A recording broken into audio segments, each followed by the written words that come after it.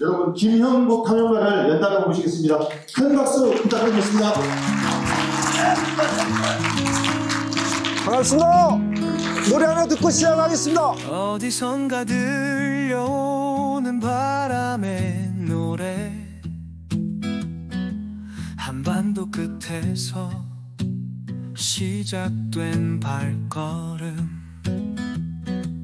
모터바이 바퀴 자국 새긴 대륙 위에 멀고도 가까운 우리의 길을 찾아.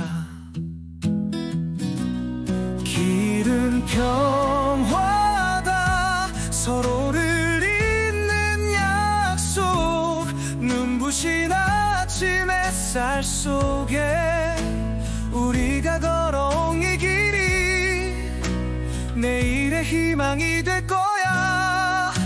바이칼 호수 위에 멈춘 시간, 얼어붙은 땅도 가슴 속에 온길, 시베리아의 눈보라 속에도 담긴 한 사람의 꿈, 세계를 품은 길.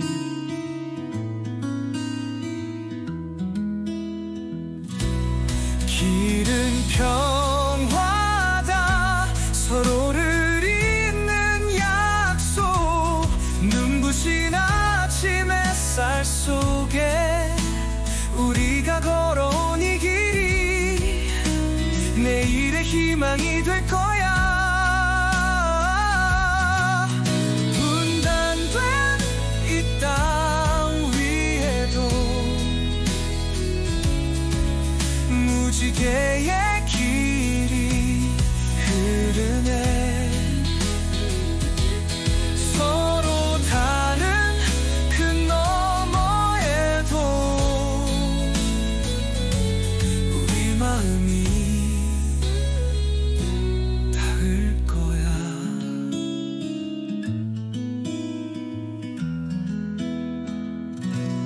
길은 평화다, 풀리던 마음도 있는 끝없이 펼쳐진 대지 위에 우리가 만들어갈 길이 평화의 노래가 될 거야. 따스한 길 위에 새겨질 이름, 누구나 걸을 수 있는 길, 이제 함께 가자. 우리 모두의 길, 길은 평화다.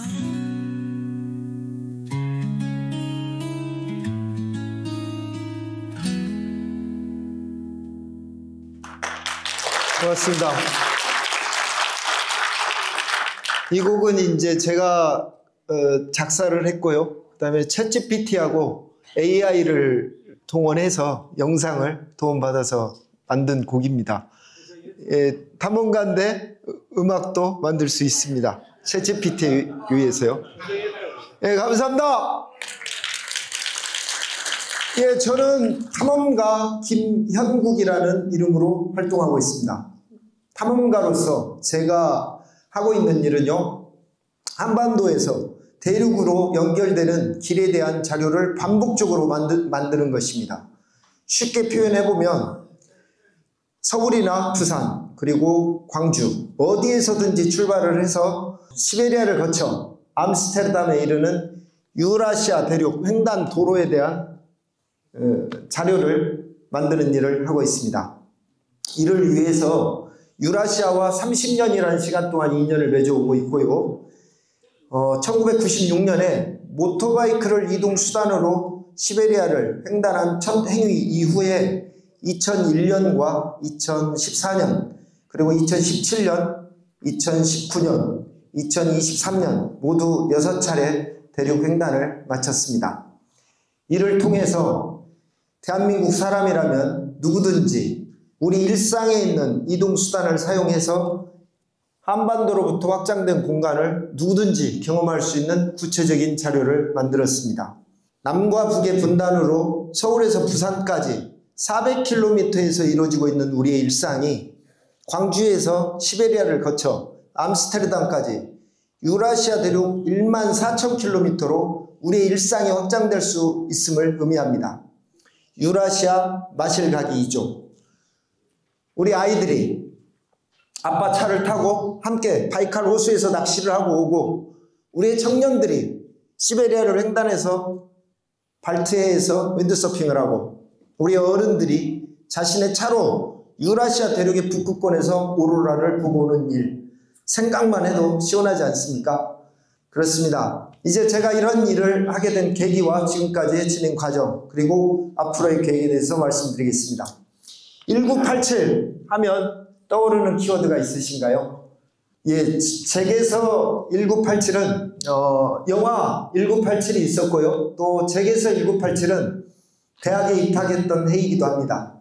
또 우리 역사에서는 60 민주화 운동으로 기억되고 있죠. 현장에서 민주화의 봄이 이루어지는 것을 직접 경험한 저는 무엇인가를 하면 이렇게 되는구나 라는 자신감을 크게 가지게 되었습니다. 그 해에 대선이 있었는데 야당 지도자들의 분열로 정권 교체는 이루어지지 못했습니다. 저 또한 크게 실망을 했습니다. 1988년 군에 입대를 했습니다. 그리고 여전히 쫄병이었던 1989년 해외여행 자유화가 이루어졌죠. 침상에서 바닥을 닦고 있었는데 고참들이 보고 있던 TV에서 해외여행 자유화가 이루어졌다는 소식을 듣게 되었습니다. 저는 그래 바로 이거다, 지구 끝까지 가보자 라고 생각을 했습니다. 이번에는 여행을 통해서 나 자신과 나를 둘러싸고 있는 세계에 대한 관심을 가져보자라는 것이었죠. 1990년 제대했습니다. 여행을 시작했죠. 일본입니다. 탐험가의 첫 여행지가 일본? 좀 그럴까요? 그렇습니다. 1990년 당시에 제 주변에서는 외국에 나가온 사람들이 아무도 없었습니다. 제게서 고민은 밖으로 나갔다가 어떻게 한국으로 돌아오지? 라는 것이었습니다. 1989년 해외여행 자유화가 이루어진 이후에 현재 36년이 지났거든요. 현재 대한민국에는 1년에 3,200만이라는 해외여행자를 가지고 있습니다. 하지만 그땐 그랬습니다. 제가 군에서 제대한 지 얼마 되지 않아서 아는 상태여서 일본 정도는 헤엄을 쳐서라도 올 수 있을 거라는 패기는 가지고 있었습니다. 그렇게 일본 여행을 통해서 귀국하는 방법을 배우고 1991년 인도로 떠났습니다. 당시 인도는 저에게 집으로부터 가장 먼 곳이었습니다. 이것은 거리를 의미하지는 않았고요. 익숙함, 학연과 지연과 혈연으로부터 제 스스로를 고립시킴을 의미했습니다. 그렇게 인도 대륙의 서쪽에 위치한 봄베이에 도착을 했습니다. 현재는 뭄바이라고 부릅니다. 이곳으로부터 출발을 해서 동북 방향으로 이동을 했고요. 네팔과의 국경 도시인 고락푸르에 도착을 했습니다. 고락푸르에서 출입국 심사가 이루어지고 있는 소나울리라는 마을로 다시 이동을 했고요. 이 소나울리라는 마을에서 국경의 모습을 보고 깜짝 놀랐습니다. 출입국 심사가 이루어지고 있는 곳에는 단지 대나무 하나가 가로막고 있을 뿐이었고요. 또 국경선은 자연 하천 그 자체였습니다. 어떠한 국경선에 어떠한 장애물도 없었죠. 또 현지인들은 하천을 건널 수 있게 만들어진 다리 위를 통해서 자유롭게 오가고 있었어요. 군에 다녀왔던 제게서 국경이란 무장 군인과 그 다음에 삼엄한 경계를 의미했죠. 허락 없이 철책선을 넘게 되면 국가보안법에 의해서 우리는 감옥에 가거나 또는 총에 맞아 생명이 위험할 수도 있는 아주 살벌한 장소죠. 우리에게 국경이라는 거는요. 결국은 저도 비자 없이 현지인들처럼 다리를 통해서 네팔로 들어가게 되었습니다. 이후에 국경이라는 것에 대해서 자주 생각해보게 되었습니다.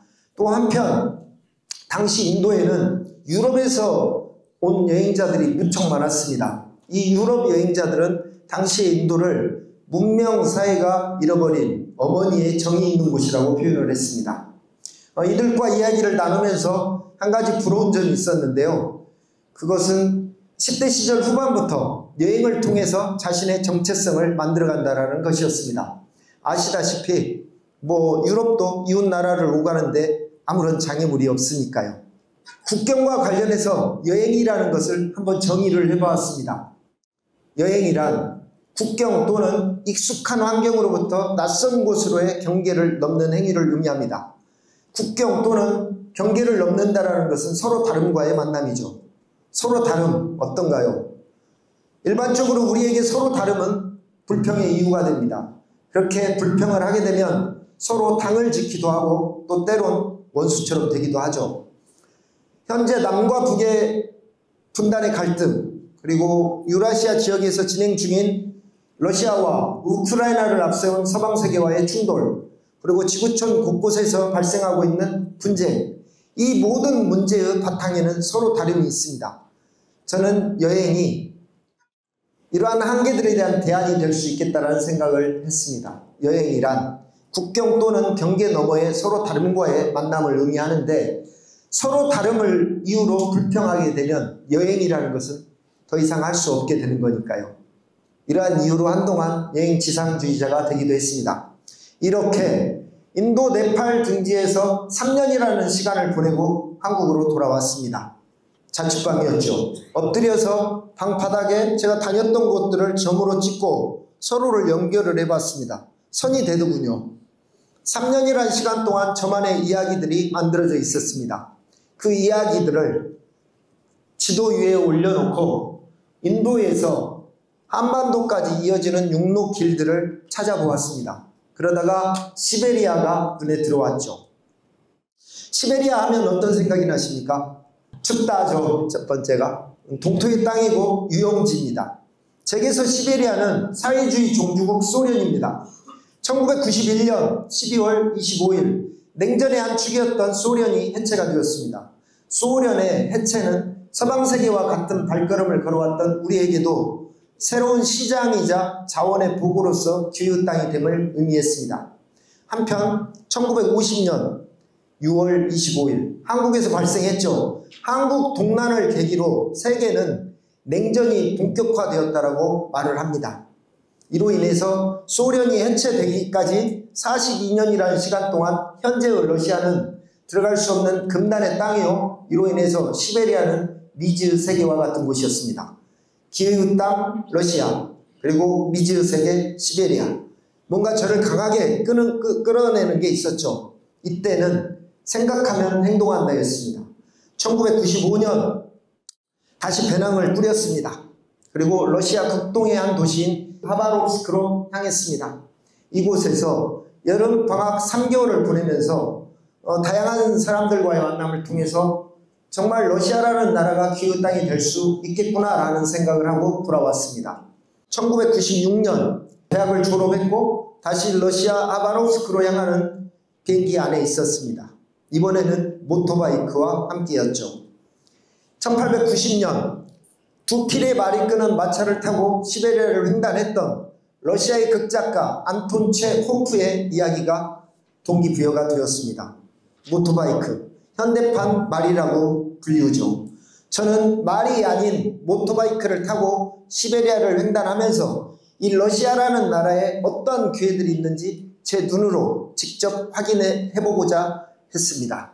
하지만 이 낯설고 끝이 없는 대륙의 길 위에서 저는 셀 수 없이 많은 장애물들과 만났습니다. 이렇게 큰 화면에 보이면 이제 여기가 시베리아는 저지대 습지가 많습니다. 그래서 시베리아에서 저는 이런 꿈을 꿨죠. 마음껏 엑셀을 당겨서 달리고 싶다. 하지만 현실은 질퍽거리는 땅이고 질퍽거리는 땅에는 벌레들이 많습니다. 오토바이를 타고 가는 시간보다 타려고 갔지만 현실에서는 등에다 메고 가는 시간이 많았습니다.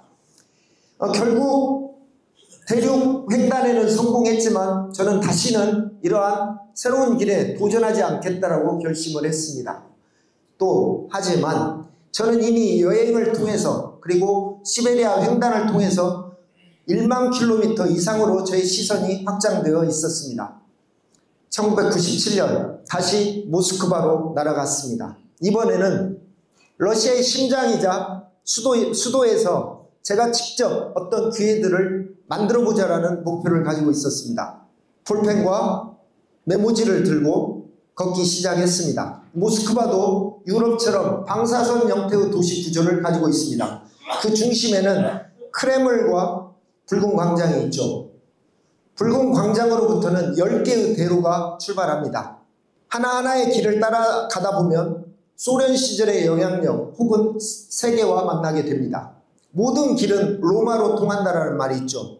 당시 저에게 모든 길은 모스크바로 통한다 했습니다. 이렇게 메모를 하면서 길을 걷다가 사업 아이템을 발견하게 됩니다. 쌀 장사였습니다. 결과적으로 미국에서 쌀을 수입해서 일본 스시집에 스시용 쌀로 파는 일을 했습니다. 이 일을 통해서 모스크바 시내 거리 곳곳을 익히게 되었습니다. 모스크바는 1,400만 명 정도 되는 메가시티죠. 그리고 차를 운전하게 되면서는 이 10개의 대로를 따라서 시외로 나가게 되었고, 제가 주로 이용했던 길은 모스크바와 상페테르부르크를 연결하는 M10 러시아 연방도로입니다. 그리고 모스크바와 우랄 산맥을 연결하는 M7 볼가 연방도로고요. 그 다음에 M5 우랄 연방도로입니다. 특히 M5 우랄 연방도로를 타고 달리게 되면 우랄 산맥을 넘게 되고요. 이것은 1996년 제가 모토바이크로 달렸던 시베리아와 다시 만나게 되는 것을 의미했습니다. 시베리아 아래로는 중앙아시아가 있습니다. 그렇게 중앙아시아를 오가면서 실크로드와 만나게 되었습니다. 실크로드, 아시아와 유럽의 문명을 연결하던 고대 교역로죠. 처음에는 무척 설레었습니다. 실크로드를 이런 역사 있는 전통 있는 길을 만난다는 거에 대해서요. 하지만 현실의 실크로드는 가난함 그 자체였습니다. 1991년 소련의 해체와 함께 실크로드를 포함하고 있던 중앙아시아도 함께 무너졌던 거죠. 가난함은 환경오염도 가속화시킵니다. 한편 2000년이 다가오면서 새천년의 패러다임으로 유목주의가 떠올랐습니다. 저도 디지털 시대를 공부하게 되었는데요. 결과적으로 정보에 접근할 수 있는 인터넷 선이 있고 그 정보를 활용할 수 있는 능력이 있다면 제가 어디 있든지 그리고 누구나 지구에 영향력을 끼칠 수 있다는 생각을 하게 되었습니다. 이러한 생각들을 실크로드에 결합을 하게 되었고 N실크로드 대장정이라는 계획안을 만들어내게 되었습니다. 1999년 실크로드 N실크로드 대장정을 위해서 한국으로 돌아왔습니다. 먼저 함께 할 수 있는 팀을 만들었고요. 다음으로는 온라인과 오프라인으로 세계의 청년들을 모으고 이 청년들이 실크로드를 따라 이동하면서 만나게 되는 환경과 빈곤, 질병 등의 지구촌 과제들을 이슈하겠다는 내용으로 진행을 했습니다. 3년째 되던 2001년에는 이런저런 성과들을 만들어내게 되었고요. 또 사전 답사까지 이루어지게 되었습니다. 2001년 8월 30일 N실크로드 대장정을 위한 사전 답사를 마치고 한국으로 돌아왔습니다. 그리고 12일 뒤에 9.11 사태가 발생했습니다. 이로 인해서 3년 동안의 수고와 노력들이 한순간에 물거품이 되었습니다. 미국과 아프가니스탄 사이에는 전쟁이 발생을 했고요. 이후에 20년 동안 이 전쟁은 계속되었습니다. 이로 인해서 저는 길고 어두운 터널을 걸어야만 했습니다.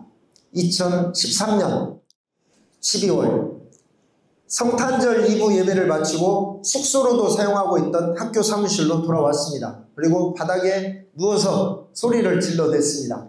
N실크로드 대장정과 함께 10년이 넘는 세월이 이렇게 흘러가 버렸습니다. 전쟁은 지금도 계속되고 있고요. 이제 저는 사무실 비용도 감당할 수 없게 되었습니다. 절망의 표현이었죠. 그리고 일어섰습니다. 한참 뒤에요. 그러고서 저에게 탐험가라는 명함을 만들어줬던 시베리아로 다시 돌아가게 해달라고, 시베리아에 다시 세워달라고 기도를 했습니다. 그리고 트랜스 유라시아 시리즈라는 이름으로 유라시아 대륙 횡단 계획안을 만들어냈습니다. 2014년 한러 무비자 협정에 의해서 양국을 오가는데 아무런 제약이 없게 되었고요. 2010년에는 1996년 제가 모토바이크로 달렸던 블라디보스톡에서 모스크바까지 1만 킬로미터에 이르는 전 구간의 도로가 완공이 되었습니다. 이 시베리아를 횡단하는 러시아 연방 도로의 완공으로 아시아와 유럽이 하나의 길로 이어지게 되었습니다. 우리는 재료를 가져다가 가공해서 수출하는 산업 구조를 가지고 있습니다. 이러한 환경에서 다양한 물류 루트를 찾는 것은 마치 생명줄을 잡는 것과도 같다라고 말을 합니다. 2014년 저는 부산에서 시베리아를 거쳐 암스테르담에 이르는 유라시아 대륙 횡단 도로에 대한 자료를 만드는 작업을 했습니다. 그리고 육로로 다시 돌아오는 길에는 이동수단으로 사용했던 모토바이크를 시베리아 횡단 열차에다가 싣고 블라디보스톡까지 오는 과정을 자료화하기도 했습니다. 귀국해서는 전시회와 방송, 언론 등을 통해서 유라시아 대륙 횡단 도로에 대해서 알리는 작업을 해왔습니다. 2017년 다시 시베리아 횡단에 나섰습니다. 주제는 유라시아 마실가기입니다. 셀러리맨들을 기준으로 14일이라는 연차 휴가 동안 자신의 차로 누구든지 시베리아를 경험할 수 있다는 메시지를 가지고 있었습니다. 결과적으로 한국에서 출발을 해서 블라디보스톡에서 시베리아의 푸른 진주라고 부르죠. 바이칼 호수까지 육로 왕복길 9,000km에 해당되는 길에 대한 자료를 만드는 작업을 마쳤습니다. 2019년 다시 유라시아 대륙 횡단에 나섰습니다. 주제는 아시안 하이웨이 6호선이라는 이름을 가지고 있었고요. 목표는 업그레이드된 유라시아 대륙 횡단 도로에 대해서 자료화하려는 목표를 가지고 있었습니다. 2010년에 완공된 시베리아를 지나는 유라시아 대륙 횡단 도로의 완공은 포장 도로를 의미하지 않았습니다. 2014년까지만 해도 현지에서는 러시아의 길을 사망 도로라고 말할 정도였습니다. 도로라고 불리우는 곳에는 포트홀이죠. 구멍투성이었고요. 또 비포장 구간이 무척 많았습니다. 이랬던 이 길이 2019년에는 블라디보스톡에서 모스크바에 이르는 1만 킬로미터 전 구간에 걸쳐서 도로 포장 작업이 이루어졌습니다. 이 포장 작업의 완성으로 물류 회사들이 엄청나게 활성화되었습니다. 이전까지는 최대 이동 반경이 3,000km였는데 이 시베리아를 지나는 러시아 연방 도로가 완공되고 나서는 1만 킬로로 확장이 되었습니다. 서울에서 부산까지 400km에서 우리 일상이 이루어지고 있는 우리 시각으로 1만 킬로라는 건 정말 어마어마한 킬로수입니다. 우리 시선이 이제 지구를 그림을 그려야 됩니다. 400km 안에서 이루어지는 일상 가지고는 한계가 있습니다. 시베리아를 지나는 러시아 횡단 도로가 포장이 완료됨으로 인해서 물류 회사들이 활성화되게 되었고요. 차량 운전자들이 자연스럽게 증가했습니다. 무엇보다도 도로와 관련된 인프라 시설들이 이 대륙의 끝없는 길을 따라서 계속해서 만들어지고 있습니다. 대부분의 기회는 새로움 속에 있습니다. 이 시베리아를 지나는 유라시아 대륙 횡단 도로를 따라서 만들어지는 변화들은 우리에게도 기회입니다. 2019년 저는 부산에서 시베리아를 거쳐 암스테르담에 이르는 유라시아 대륙 횡단 도로를 따라서 만들어지는 변화들을 자료하는 작업을 했습니다. 또 2019년에 이루어진 5번째 유라시아 대륙 횡단 중에는 세계 최대의 탐험단체로 알려진 뉴욕 더 익스플로러스 클럽으로부터 정회원으로 승인받았습니다. 뉴욕 더 익스플로러스 클럽은 인류 최초로 남극점을 밟았던 노얄 아문센과 에베레스트에 올랐던 힐러리 경, 그리고 달에 착륙했던 닐 암스트롱 등이 정회원으로 활동했던 곳입니다. 현재는 민간 우주인 시대를 개척하고 있는 스페이스X, 테슬라의 일론 머스크와 아마존의 제프 베이조스, 그리고 영화 아바타 등을 통해서 해저 탐사에 대한 많은 노하우를 가지고 있는 영화 감독 제임스 카메론, 그리고 세계적인 게임 개발자이면서 최초로 민간 우주인이 됐던 리처드 게리엇 등이 활동하고 있는 곳입니다. 또 2022년에는 책 아시안 하이웨이 6호선을 출간하기도 했습니다. 제가 반복적으로 자료화하고 있는 시베리아를 지나는 유라시아 대륙 횡단 도로는 아시안 하이웨이 6호선과 많은 구간을 공유하고 있습니다. 아시안 하이웨이 6호선은 UN 아시아 태평양 경제사회위원회에서 주관하고 있는 아시안 하이웨이 프로젝트의 일원입니다. 아시안 하이웨이 프로젝트는 아시아 각국의 교류를 적극적으로 하기 위해서 각자가 국경을 열어서 나라와 나라를 길로 연결하자라는 내용으로 만들어졌습니다. 현재 55개 간선도로가 아시아 32개국을 거미줄처럼 연결하고 있습니다.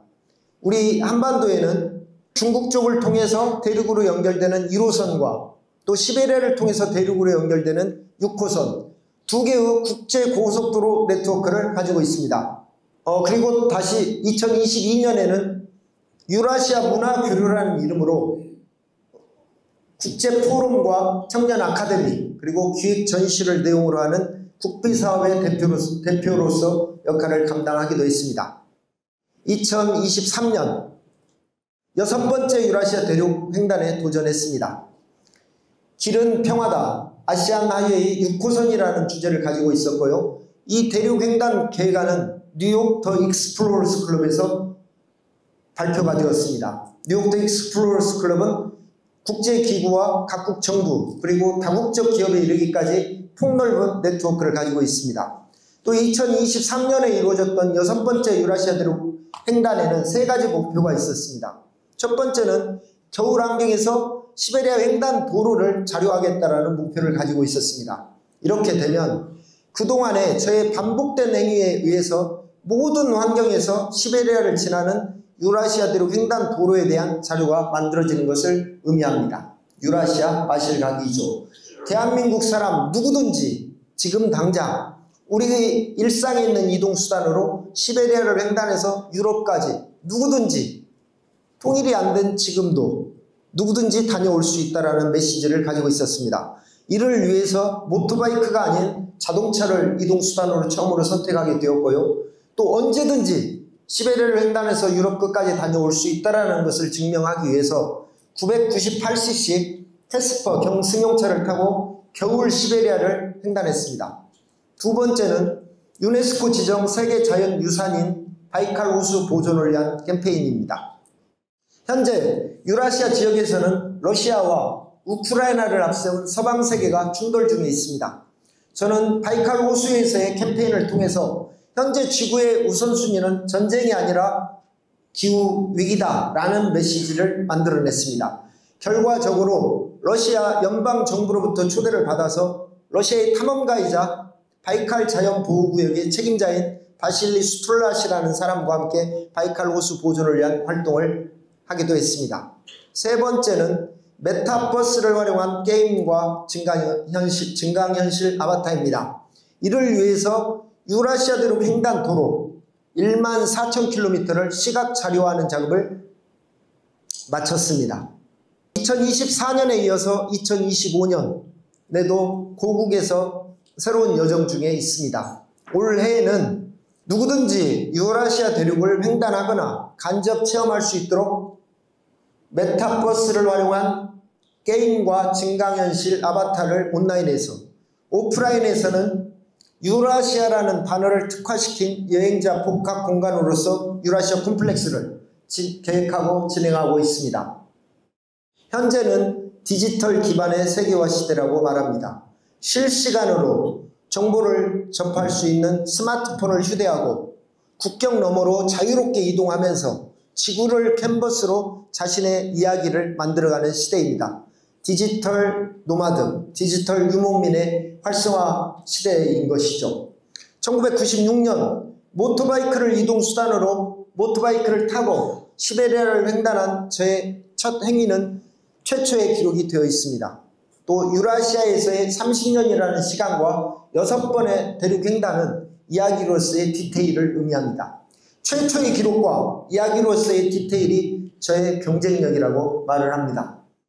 유라시아 대륙의 길 위에서 만들어진 저의 이야기들이 세계를 상대로 어떤 확장성을 가질 수 있을 것인지 다시 도전해 보겠습니다. 시베리아에 가면 타이가라고 불리죠.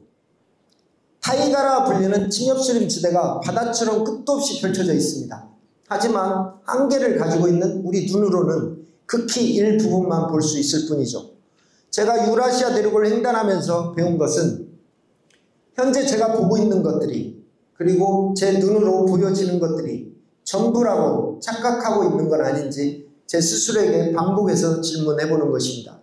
두 눈을 가지고 외눈박이의 삶이 아닌 두 눈을 가진 삶을 지향을 해봅니다. 이제 메타버스 가상세계에서 아바타가 제가 해왔던 일들을 정리해주는 영상을 본 뒤에 질문하는 시간을 갖겠습니다. 감사합니다.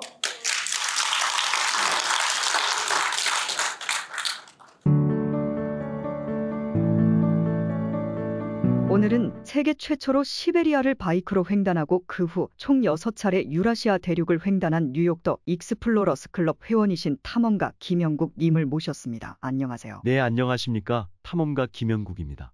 오늘은 어떤 이야기를 해주실 건가요?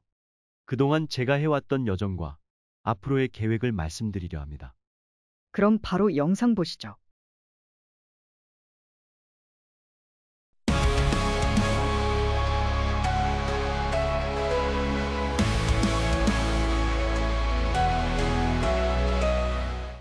탐험가로서 제가 하고 있는 일은 한반도에서 대륙으로 연결되는 길에 대한 자료를 반복적으로 만드는 것입니다. 쉽게 표현해보면 서울에서 출발해서 시베리아를 거쳐 암스테르담에 이르는 유라시아 대륙횡단 도로에 대한 자료를 만드는 일을 하고 있습니다.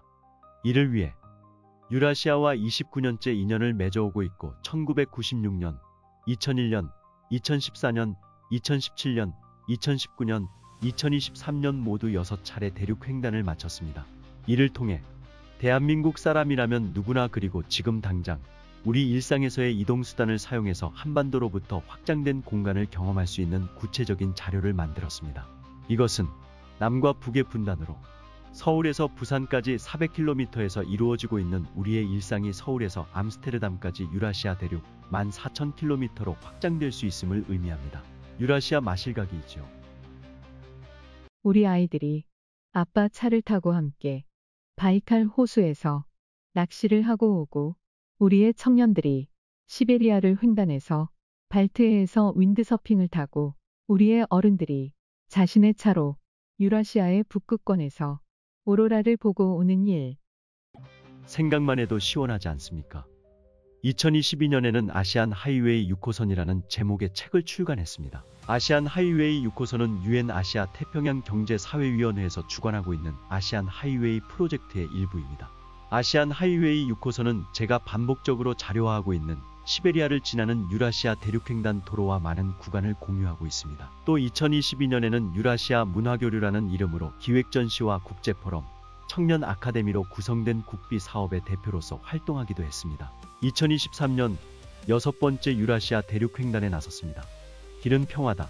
아시안 하이웨이 6호선이라는 이름을 가진 트랜스 유라시아 2023 계획안은 뉴욕 더 익스플로러스 클럽에서 발표가 되었습니다. 뉴욕 더 익스플로러스 클럽은 국제기구와 각국 정부, 다국적 기업에 이르기까지 폭넓은 네트워크를 가지고 있습니다.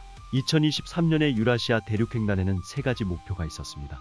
첫 번째는 겨울 환경에서 시베리아 횡단 도로를 자료화하는 것입니다. 이렇게 되면 그동안의 저희 반복된 행위로 인해 모든 환경에서 시베리아를 지나는 유라시아 대륙횡단 도로에 대한 자료가 완성되게 됩니다. 이것은 남과 북의 분단으로 인해 서울에서 부산까지 400km에서 이루어지는 우리의 일상이 서울에서 시베리아를 거쳐 암스테르담까지 유라시아 대륙 14,000km로 확장될 수 있음을 증명하는 것입니다. 누구나 대륙횡단이 가능하다는 것을 증명하기 위해 모터바이크가 아닌 자동차를 대륙횡단의 이동수단으로 선택했습니다. 또한 언제나 대륙횡단이 가능하다는 것을 증명하기 위해 998cc 경승용차를 타고 겨울 환경의 시베리아를 횡단했습니다. 두 번째는 유네스코 지정 세계 자연유산인 바이칼 호수 보존을 위한 활동입니다.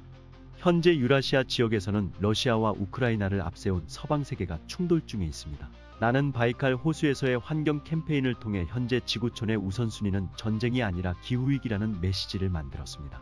결과적으로 러시아 연방 정부로부터 초대를 받아 러시아의 탐험가이자 바이칼 자연보호구역을 책임지고 있는 바실리 수툴라 씨와 함께 바이칼 호수 보존을 위한 활동을 할 수 있었습니다. 세 번째는 메타버스를 활용한 게임과 증강현실 아바타입니다.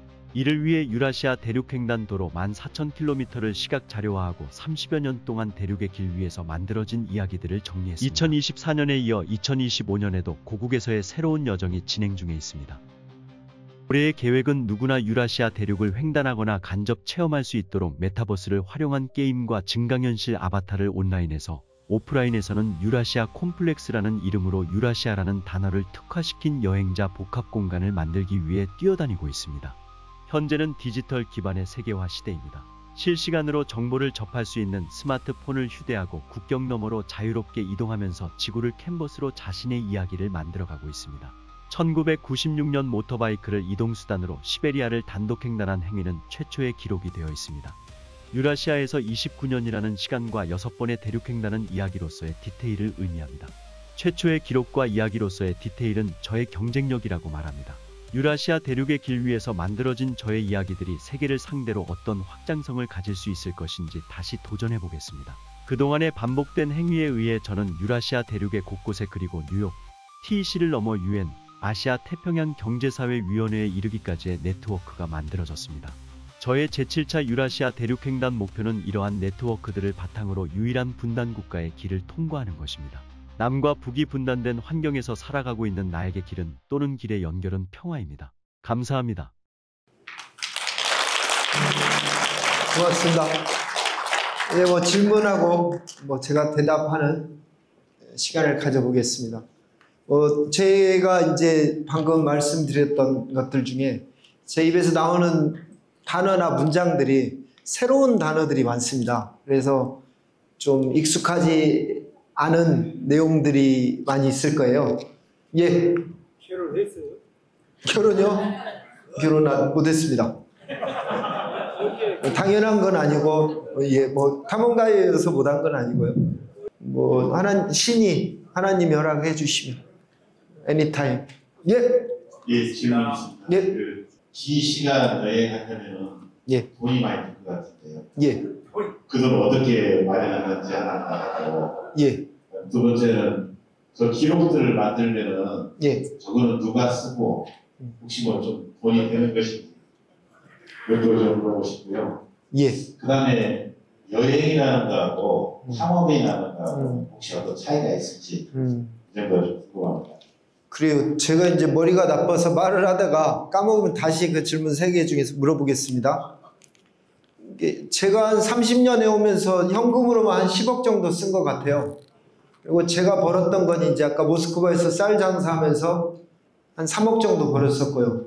또 번 걸로 제 편안함, 좋은 옷과 자동차, 주거를 만들었으면 좋았겠지만 저는 엔실크로드 대장정에다가 쏟아 부었고요. 또 저하고 관계가 전혀 없다고 생각했던 9.11 사태로 인해서 미국과 아프가니스탄이 전쟁이 일어나게 되었고 이로 인해서 실크로드 구간, 중앙아시아죠. 특히 키르기스탄이 미국 군사기지로 내지면서 저하고 전혀 관계도 없었는데 3년 동안의 노력과 3억이 넘는 돈을 한순간에 다 까먹었죠. 돈은 제가 어떻게 해서 벌었을까요? 이게 쌀 장사한 거 이외에는 특별히 없고요. 대신에 이제 점차적으로 술을 안 마신다든지 담배를 안 핀다든지 혼자 살기 때문에 제 지출을 줄였던 것 같고요. 그 다음에 이제 저는 어머니가 좀 많이 도와주셨습니다. 어머니 잘 살아서는 아니고 어머니 항상 기도를 해주시는 분이라 기도하시는 분이라 눈으로 보이는 현상은 제가 깎아냈겠죠. 하지만 기도하는 사람들은 눈에 보이지 않는 그 이면을 보는 눈이 있다고 봅니다. 어머니가 많이 도와주셨고 또 정말 좀 드뭅니다만 왜냐하면 한국에는 그런 탐험이라는 문화가 정착이 돼 있지 않죠. 지금 현재 서구 사회가 지금 미국이 아주 힘이 세지 않습니까? 러시아도 세고 중국도 좀 세지만 기본적으로 이 바탕에는 다 탐험 정신이 있습니다. 하지만 우리 사회에서는 그렇죠. 몰라서 그러는 거죠. 기껏해야 이제 산 정도? 산에 8,000m 이상 오르는 거는 경제 성장 시대, 산업화 시대에 다른 나라도 8,000m 이상을 빨리 오르는 게 우리나라가 부강한 나라다라는 거, 이런 기준점이 서양에 있었고, 이걸 우리는 추격 경제라고 하죠. 롤모델을 잡아놓고 계속 모방해서 추격하는 구조로 이 산 부분도 의미부여가 됐다고 봅니다. 이런 점에서 이 한반도로부터 확장된 공간, 시베리아, 유라시아 지역을 개척하는 데는 사람들이 전혀 관심이 없었고, 또 30년 전에 제가 오토바이로 횡단할 때는 야 거기 소련 아니냐, 미친놈 아니냐, 그것도 나라가 망해갖고 전쟁터나 마찬가지인데 거기를 하냐라고 걱정을 많이 해주셨고 부정적인 의견이 많았고, 이제는 1년에 3,200만이라는 해외여행자 갖고 있어서 제가 뭐 탐험가라는 명함 꺼내면 상대방한테 돌아오는 답변은 나는 남극 갔다 왔는데요, 나는 여행자의 로망인 아이슬란드 차마고도 갔다 왔는데 할 정도로 여행과 관련된 다양한 스토리들이 많습니다. 뭐 그런 점에서 한국에서 탐험가라는 점은 참 광야의 환경과 같았죠. 광야의 키워드는 불안과 고독입니다만 덕분에 저도 어머니 따라서 기도하는 걸 배웠습니다. 답변이 길다 보니까 하나 했는데, 그 다음에 여행과 탐험의 차이. 탐험이란 사전적으로는 어떤 곳을 찾아서 위험을 무릅쓰고 살펴보거나 조사하는 일을 전문적으로 하는 사람이라고 되어 있습니다. 탐험과 여행의 차이는 저는 이렇게 말합니다. 목적의 유무. 여행에도 목적 있는 여행이 있을 수 있지만 탐험에서는 목적이 없는 탐험이란 있을 수 없습니다. 목적의 유무를 가지고 저는 여행과 탐험을 차이를 나눕니다. 그 다음에 아까 두 번째는 뭐였죠? 돈이. 그렇습니다. 그러니까 이제 제가 지금까지 말한 거 꼭 무슨 사업 설명회 같은 건데, 같이 되었는데 그런 건 전혀 아니고요. 아까 말씀드렸다시피 이제 예를 하나 들면 30년 동안 대륙을 횡단하면서 기억났던 사례들이 있어요. 이 한반도로부터 확장된 공간 혹은 유라시아 대륙. 현재 유라시아 대륙은 인구 45억 이상의 거대 시장이자 자원의 보고로서 지구촌의 시선을 받고 있습니다. 미국에서는 이 유라시아 시장을 신실크로드 이니셔티브라고 표현합니다. 중국에서는 1대1로, 또 러시아에서는 유라시아 경제연합이라는 이름으로 이 유라시아 시장에 서로가 영향력을 끼치려고 합니다. 미국과 우크라이나를 앞선 서방 세계와의 충돌? 실체가 뭐 러시아가 잘못했느니 나토가 잘못했느니 전혀 아닙니다.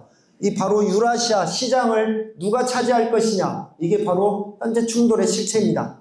우리 한반도는 이 유라시아 대륙의 시작이기도 하죠. 그리고 성공적인 경제 성장을 이루었고, 남과 북의 분단 상황, 이건 좁은 국토를 의미하고 빈약한 자원을 의미하죠. 이러한 상황에서도 한강의 기적이라고 불리는 경제 성장을 이루었고 성공적인 민주화 과정을 거쳤습니다. 이제는 32,000불 시대 OECD 회원국이라고 하죠. 하지만 더 이상의 성장은 한계라고 많은 분들이 말을 합니다. 여기에 대한 대안으로서 유라시아가 될 수 있는 거고요. 제가 30년 동안 대륙을 횡단하면서 만났던 사례들 중에 하나는 2017년의 이야기입니다. 이제 바이칼 호수 근처에는 러시아는 89개 연방 주체로 이루어져 있어요. 중국이 56개 민족인가요? 러시아는 140개 이상의 민족으로 이루어져 있고, 러시아라는 연방을 구성하고 있는 게 89개가 주체가 있습니다. 공화국만 해도 러시아 내에 22개 공화국이 있습니다. 우리 한국도 리퍼블릭이라고 하죠. 그 리퍼블릭을 쓰는 단어가 22개가 있는 큰 땅덩어리입니다. 바이칼 호수 근처에 보면 부랴트 자치공화국이 있습니다. 그리고 부랴트 자치공화국은 자바이칼 지방과 같이 붙어 있죠. 이 자바이칼 지방의 주도는 치타입니다. 그리고 부랴트 공화국의 수도는 울란우데고요. 자바이칼 지방의 수도이자 주도인 치타는 만주 중국 홍룡강성하고 길이 연결되어 있습니다. 아시다시피 현재 중국은 러시아 시베리아에 있는 자원들을 천연가스, 원유 이걸 빨아들이는 그 라인들이 엄청나게 연결되어 있습니다. 그 길목 중에 하나가 자바이칼 지방의 치타인데요. 그 중국 만주하고 연결된다겠죠. 이 구간에 주유소가 하나 있어요. 뭐 여러 개 있지만 그 중에 그 주유소를 러시아 땅인데 중국인이 운영하고 있습니다.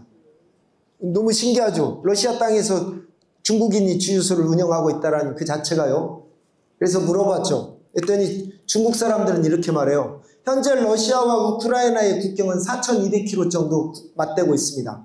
중국 사람들 대부분은 다 알고 있습니다. 그 중국과 러시아가 국경 맞대고 있는 4,200km 그 다 러시아 땅이 다 중국 땅이라고 생각하고 있습니다. 중국에서는 그걸 역사로 가리킵니다. 그래서 구체적으로는 부랴트 자치공화국에서 캬흐타라는 조약이 있었고요. 또 자바이칼 지방이라고 제가 말씀드렸죠. 여기에는 네르친스크라는 조약이 있었습니다.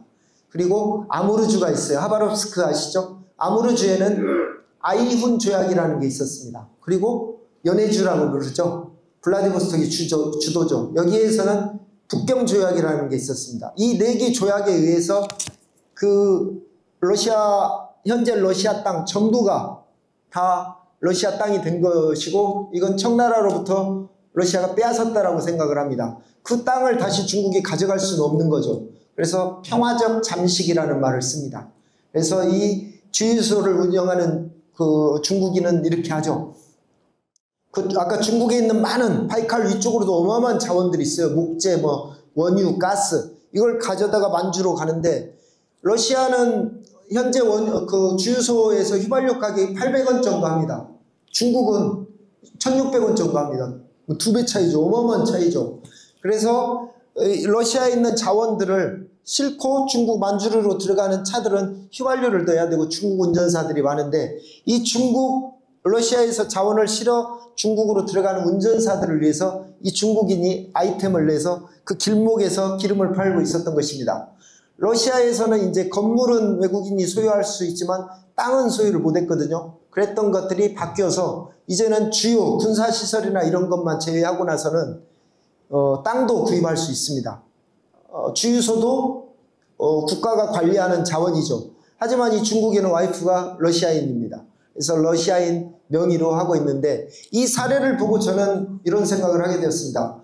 현재는 디지털 기반의 세계화 시대죠. 국적이 없습니다. 뭐 기자도 이런 말 있죠. 진정한 기자 정신은 전쟁터도 간다. 또 뭐 이런저런 책들 보면 뭐 비즈니스맨들은 전쟁터도 돈이 된다면 뛰어든다는 말이 있죠. 지금 뭐 자국 이익 우선주의에 의해서 미국의 대통령마저도 뭐 동맹 이런 게 없이 자국 이익 중심으로 가는 거죠.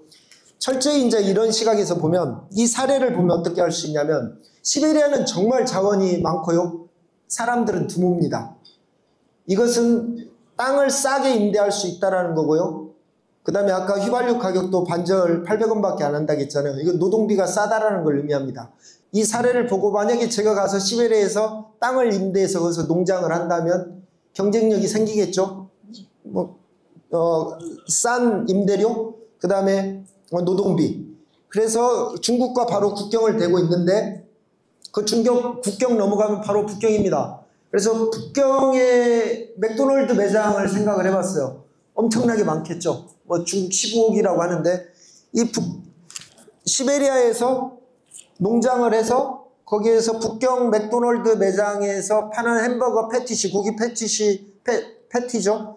햄버거에 들어가는 고기만 공급하는 일만 한다 해도 뭐 좋은 사업 아이템이 되지 않을까. 이제 하나의 사례로 이렇게 얘기를 해보고, 이게 한반도로부터 확장된 공간에서 우리들이 만들 수 있는 기회들은 정말 무궁무진하고요. 그렇습니다. 다음 또 질문 있으신가요? 예. 아이고, 많아서 너무 기분 좋습니다. 짧은 시간 큰 감동이었던 것 같습니다. 아, 그랬습니까? 1989년도에 예. 손바닥 쓰다가 예. 보고 예. 이런 걸 결심한다는 것은 쉽지 않은 것 같고요. 예. 그 전에 그 어떤 생각과 어떤 삶으로 군대에 이전했는지가 궁금하고요. 두 번째는 죽을 고비를 수없이 많이 넘겼을 것 같은데, 예. 그 중에 가장 힘들었던 한두 가지 설명을 해주셨으면 좋겠습니다. 예.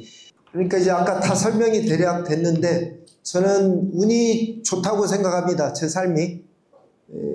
1987학번이었고요. 그 87학번이라는 그 자체로 아까 민주화의 봄 자체를 뭐 선배들이 이루어놓은 거지만 저절로 익히게 되었고, 제가 또 많은 복이 있다라는 거는 저는 이제 제 부모님, 아까 어머니를 만났다라는 거 기도해주는, 그 다음에 두 번째는 대학에 다녔다라는 거. 대학에 다니면서 시대 정신이라는 걸 배웠고, 그래서 지식인의 아까 안톤 체홉의 얘기가 제 롤모델이 됐다겠는데, 안톤 체홉을 좋아하는 거는 그의 작품성도 좋지만 그가 지식인으로서 가졌던 사회적 책임을 저는 공감하고 있기 때문에 안톤 체홉을 저에게는 최고의 작가라고 봅니다.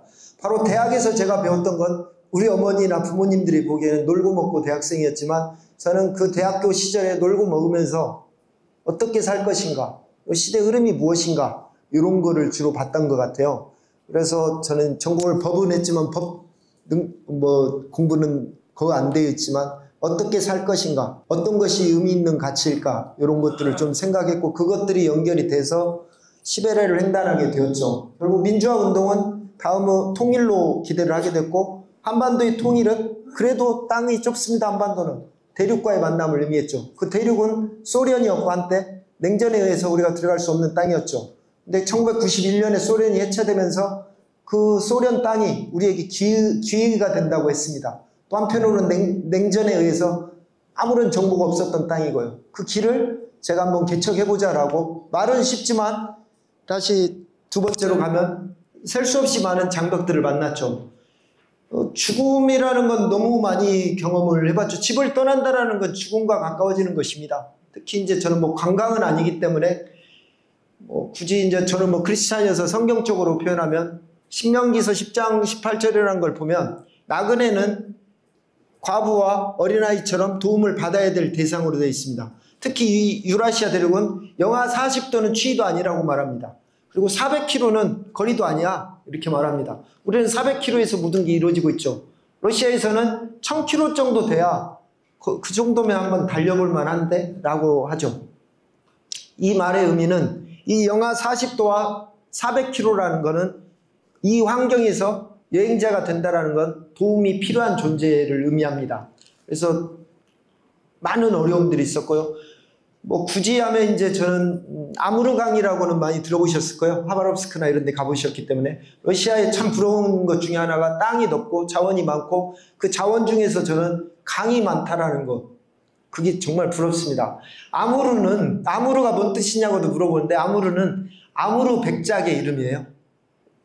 아무르 강은 중국에서는 흑룡강이라고 하죠.